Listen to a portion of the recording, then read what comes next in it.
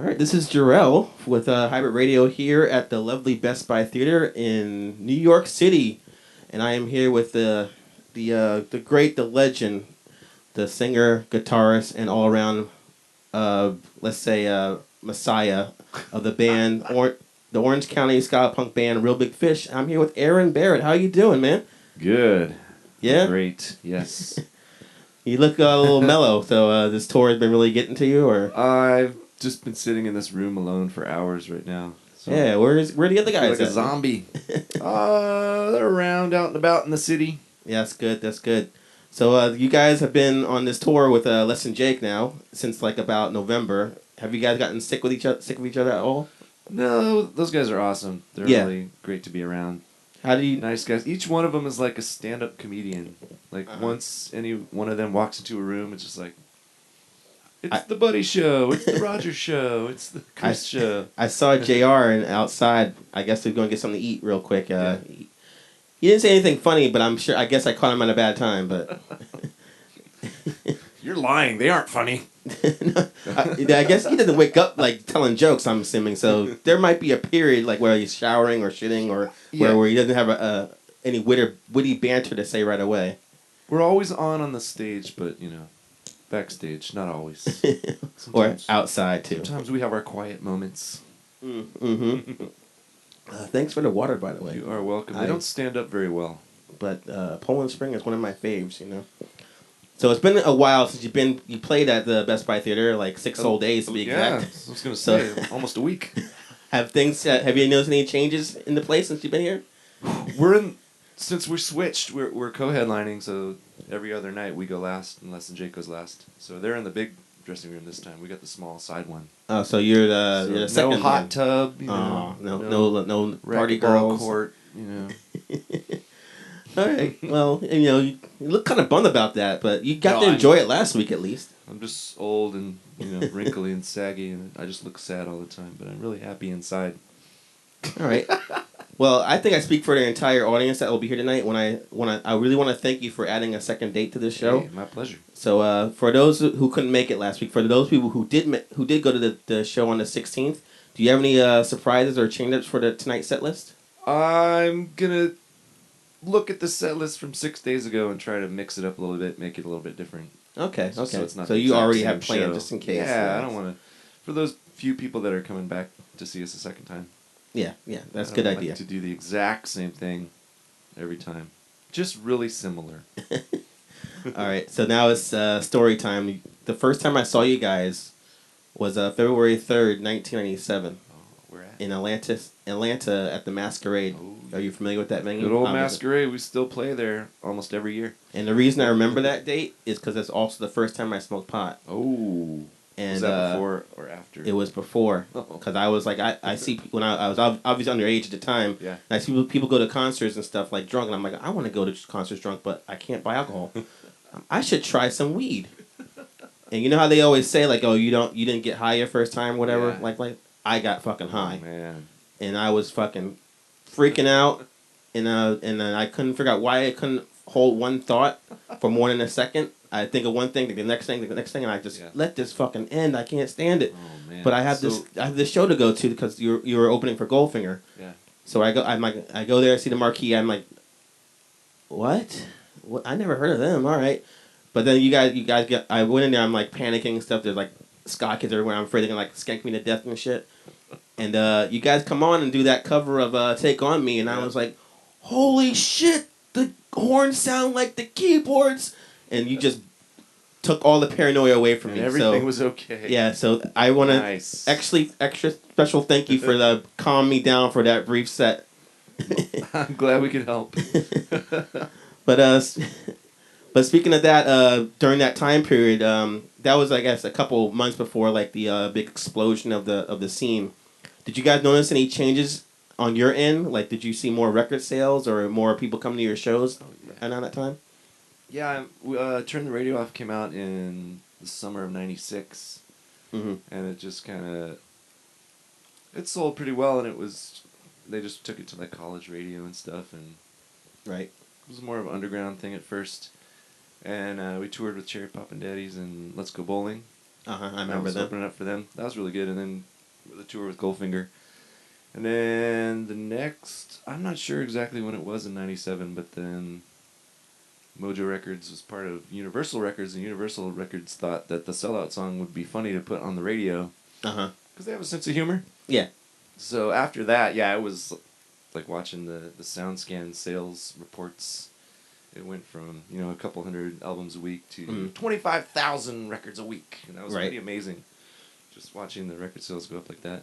And they started playing the video on MTV, and it was crazy. More and more bigger shows, and they're selling out. How did you? No awesome. pun. Hey. How did you guys react to all the popularity? I think everybody handled it pretty well because it went so gradually and slowly. It wasn't just all of a sudden. Yeah. It just built up more and more and more and more. So by the time it was at its peak, we were kind of. I mean, you can't really ever get used to that, but we were a little more prepared, a little more like, oh yeah. Yeah, but you felt like all your hard work paid off as opposed to like Smash Mouth or something like that just did ska and then it just now it's popular, let's do that, and then now it worked out. But yeah, it was. Yes. Arduous. We were very proud. Yeah, climb the mountain, all that stuff. So with the song you have on like another, I bought your 7. What would you call it? It's like a split record you did. Speaking of Goldfinger. Oh yeah. I bought that. It's like a Tiger Beat thing. Yep. And then I was like, I don't know, I'm a record player, but whatever. It's cool. So one of the songs on there was called In the Pit, which I liked. And with that song and the time you guys walked off stage in the middle of a set at the Warped Tour '97, due to like in New Jersey, due to people crowd surfing, it's well known that you're not fans of moshing at your shows. So after all these years, do you still have that same opinion on the issue? Yeah, I mean, we don't like to see people get hurt, and I think a lot of people, when they're, in the pit or when they're crowd surfing and stuff, they're not really being very considerate to the other people that they're kicking in the head or punching. I don't mind like when everybody's running around together having a good time and, you bump into each other. That's fine. That's fun. But I don't know. And I don't think it's their fault. They don't realize because they just see, they go to shows and that's how people dance and they see people jumping off the stage and that's just, they think it's okay. So for a while we were really trying to like put our foot down and make a statement like, guys, you're hurting each other. Yeah. When the crowd was getting too wild or too crazy. But it really, then it just becomes the whole show is just us scolding the crowd and trying to teach you a lesson and becomes, we can't do our thing, we got to put on our show and do our set. Okay, it's not our job to school the crowd and tell them what to do. It's our job to entertain them. So okay, so if someone's really getting hurt, we'll say something. Yeah, that's what I'm about to ask. Yeah, for a while we're like, stop it, you guys. And that's what. Have you ever heard of Propaganda? Of course. Those guys, if you move a muscle during their set, they'll stop. Just every 10 seconds, like people start getting excited. Oh, I love this song. You guys, stop the violence out there. What? Are they still like that? Because I haven't seen them live, but I watch like stuff on YouTube, and it's like I don't see people standing there. But their music is so aggressive. I don't know how you can like not even move a muscle. But it was weird, and they won't play. Well, I mean, I don't know what they do now, but when I saw them, I guess it was the '90s. And they won't play any like normal venue. They'd have to be some underground independent. Oh, they're like kind of no effects. So we played it. They played at some abandoned bank. Yeah. Because the shows are more fun when you go off the radar a little bit. Yeah. So another thing I want to mention, another way to compliment you, is I think in the past 5 years you've become a phenomenal guitar player. Hey, thanks. I'm finally getting good. How the fuck do you make it look so easy with the spinning around and the behind the back thing? Is like, how do you do it, man? It was a lot of practice after all that time, or do it every night, and I've been playing guitar since 1990, I guess, 89. So that's a long time, right? Yeah. Just practice doing it over and over again. That'd be less to you kids. And I just have the gift of amazing guitar. Either have the gift, be like a rock god like Aaron here, or just practice. There can only be so many Van Halens and Aaron Barretts in the world, right. So, being that you're the only original member in the band right now, do you run the band as more of a democracy or a dictatorship? I'd say I'm a very friendly and polite dictator. I don't like to shout demands at the guys, but You just politely, I order you to do this. I am the boss, but I'm a nice boss. I'm not mean. But yeah, I don't want to. Like, I don't want people to feel like they don't matter. I like the guys in the band to feel like they're part of something special and what they do is important. I wouldn't want to be the kind of just like, you're a freaking backing band. You don't matter. You shut your face. But interesting enough, what I read is a lot of the people in the band now have been in other popular bands in your scene, like Jeffrey's Fan Club or whatever the case may be. So they already know what to bring to the table because you already have known them before, right? I would hope so. Yeah, you didn't have to do.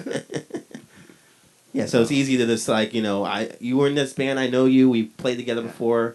Come along. You already know the songs. Let's work out some new material. I've been pretty lucky to get some really good musicians and stuff. Whenever somebody decides to leave or something doesn't work out, I've always gotten another person who's really good at their instrument or really good playing. So yeah, a lot of the cases have been basically, I guess, people are getting older and settling down. That's usually the reason. The kids come along. Yeah. Scott left after he had his first kid. Dan left after he had his second kid. Mm-hmm. Matt Wong left after he had his kid. So yeah, and that's good. Like, it's a really responsible decision to make because we're on tour all the time. Like, right. 9-10 months out of the year. That's just what we do. So, do you prefer it like that? Decision to be a parent, like you should be there with your kid and raising them. Do you prefer it like the band? Is that like a decision to just keep touring, or did you guys, or is it just would you prefer to like tour like for like 3 months, put out an amazing album, and just like sit back and collect the check and then go on tour again? Well, now that I'm a little bit older, I think it would be nice to have a little bit of time off. But I don't know. That was definitely a decision we made. Like, I just want to play shows and keep touring and just keep doing it. It's fun, I want to do this for a living. Yeah, what an awesome job. You get to travel to a different city every night, play music, and make people dance. Exactly. Try to make them laugh. So whenever this eternity of touring ends, do you have any new plans after that? Eternity of touring. Yeah. Yes. Our next live album title. You can take that. I don't mind. Thanks. What was the question? Do you have any plans when that happens, when the apocalypse happens, and it's like, all right, let's do something different now? Any new albums coming out? Any new any resting? What's next after this tour is over? What is next? Just more touring. This whole rest of this year is booked up. We're going to Japan finally for the first time since maybe like 11 years. And we're going to Indonesia for the first time. That'll be fun. Okay. You have to get to Antarctica and be like the second band to play. Metallica has that title. I know. You got to be next. They beat us. I mean, it might be hard to skank with all that ice around, but I mean, I'm sure the kids can make it work. all the natives of Antarctica. I've seen people skank on snow before. Okay. In Colorado. Yeah, but the weed kind of helps. Yeah, definitely. All right, so finally, my hypothetical question is: if you could have any superpower, what would it be, and how would you exploit it?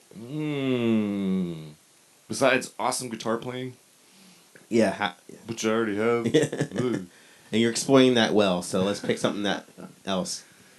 Any superpower? I don't know. That's a good question. Maybe it would either be freezing time or becoming invisible. Okay. So would you use that for good or evil? How would you use that time to take more and longer naps. Okay. People couldn't find me. It's like an all-around snooze clock. Go somewhere and go to sleep for a long time and nobody knew where I was. If I could freeze time, that'd be really good because then I wouldn't, be late for anything. Right. So I just take 5-hour nap, do my thing during the day. Okay, so it'd be kind of like that like kids movie. I would use my Stoppers. superpowers to be lazy. Well, how would you be lazy if you're invisible though? What would you do with that one? No one would know where I was, so I'd be. I don't know. I haven't thought this through. Well, that would be fucking amazing because if you think about it, if we're watching Real Big Fish play and you see just a guitar just floating in the air playing itself, that would be cool. Yeah, that would be awesome. Because then I could pretend like I was throwing it up in the air and then it'd go invisible. Yeah. And then I could appear on the other side. This is good. Yeah. I'm gonna work on this. That's your homework for you. Okay. I got your superpower for the next interview. Well, thank you very much for coming out for this, and I should thank myself for coming out to you. Thank both of us. Yes, for meeting like this. It's really great to meet you, someone I've known for such a long time. We're shaking hands right now. We're shaking. And when I interviewed Jay from what's that band called? Slipknot. No. Slayer. Jay from Smash Suicide Machines. Suicide Machines. We did the high fives, that way you can hear it audio. So let's try that. There it is. And this is Jarrell from Pirate Radio saying, peace out. Want to say bye? See you later.